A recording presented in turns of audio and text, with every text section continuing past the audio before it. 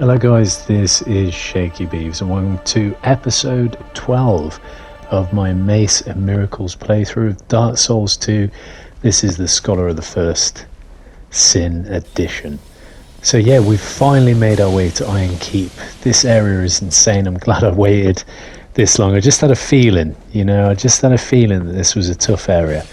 And having not played this far into Dark Souls 2 before, I'm glad my gut instinct kept me on the golden path, let's say. Really tough area. I've got 3 NPC fights alone, the sort of invaders, the NPC invaders that occur a lot in Dark Souls 2 actually. I've got 3 of those fights towards the start of this episode. Here comes Fencer Sharon. These were crazy, but it's actually the area itself that was most formidable. The Alon Knights are just relentless. They hunt you down from insane distances. But yeah, it's just a very interesting and challenging area. It's certainly not boring, let's say that. But yeah, you're talking about the NPC invasions that sort of happen with Fencer Sharon that we can see on screen now. This is something that's quite unique to Dark Souls 2. I know there's a little bit of this in Dark Souls 1.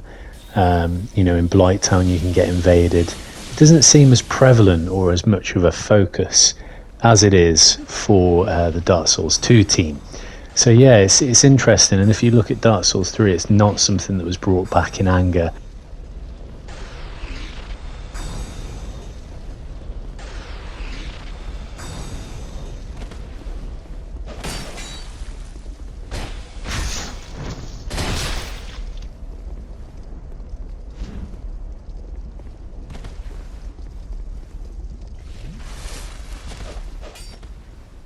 Yeah, so that you will come across NPCs, but it's not in the same vein that you have these invasions, these sort of red invasion phantoms that happen frequently through Dark Souls 2. I would be interested to know if this is a Scholar of the First Sin thing in of itself. Perhaps there's more of these. If somebody knows that, by all means, please correct me and let me know in the comments. I'd be really interested to know. There's our first invader banished, but there's 2 more of these guys. It's just crazy. Heavenly Thunder is coming in handy. I think it's going to be better against big bosses. Talking about the boss we face in this episode, of course we're going to face the Smelter Demon. I found my miracles to be next to useless against him for some reason. You would think that a lightning spear versus a big clank of metal, that is what effectively the Smelter Demon is, would be way more effective than it was, as well as Heavenly Lightning for that matter. They were just next to useless, so I went all in on physical damage in the end. It took me a few goes. It was more the area that was most punishing rather than Smelter Demon. It's a tough boss, definitely a good boss. I actually really enjoyed the fight. Sort of puts you on edge, gets the adrenaline pumping. But yeah, the area itself, just the Alon Knights they constantly spawn. They just come from nowhere. Once you think they're done, they're not done. There's another one sort of scouting you from distance, and the way they sort of glide in at pace, they're not hard to kill in and of itself. It's just the sort of mechanics and the AI that they have, just to relentlessly pursue you no matter the distance. I mean, the distance in terms of them noticing you is very specific. That's a very specific choice to sort of put you on edge constantly. And I found the run back to Smelter Demon started to punish me, to be honest.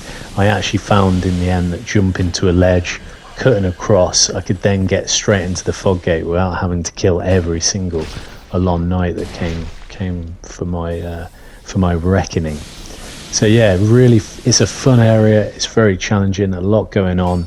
And I see that hopefully this is the way Dark Souls 2 is going to be. It's going to pick up pace and we're going to get more and more cool boss fights. I'm aware of some of the later boss fights and some of the fan favourites that are coming up. But yeah, it's good. I'm enjoying it. I need more offensive miracles. I think I'm glad I've got Heavenly Thunder. I think that could be really useful. It wasn't useful against Smelter Demon, as we've covered. But yeah, I definitely want to pick up some more offensive miracles. I also am very conscious of the fact I need to level up and reinforce, rather, not level up, my Chime and my Mace, because I'm still at level 4, I think, +4 for both of those weapons or items.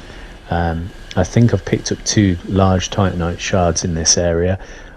I have sort of looked into it, and of course there is a vendor at the Lost Bastille in Macduff, Steadyham Macduff. So I think what I'll probably do before I record the next episode, or I'll include it in the next episode, is me just making sure we get the dull ember from this area over to Steadyham Macduff, so that we can then just buy as many large titanite shards as we need, which I think only takes us up to +6 anyway. But either way, I just want to get them both up to +6, because it feels like it's starting to push me. The game is starting to push me now. So that's where we're at.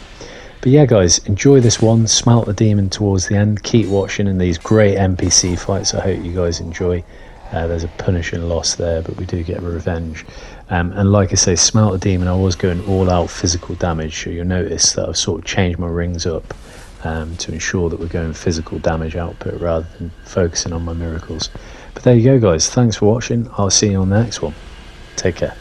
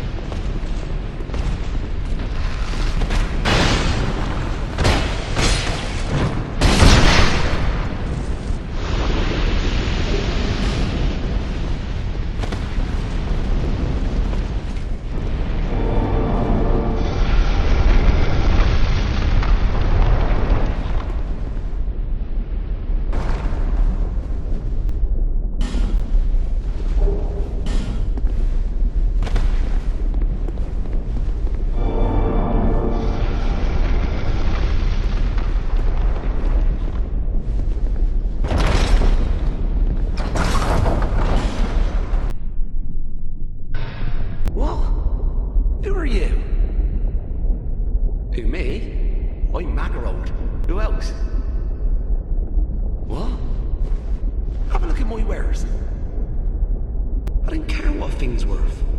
What matters is whether it grabs me. Go and enjoy what I do.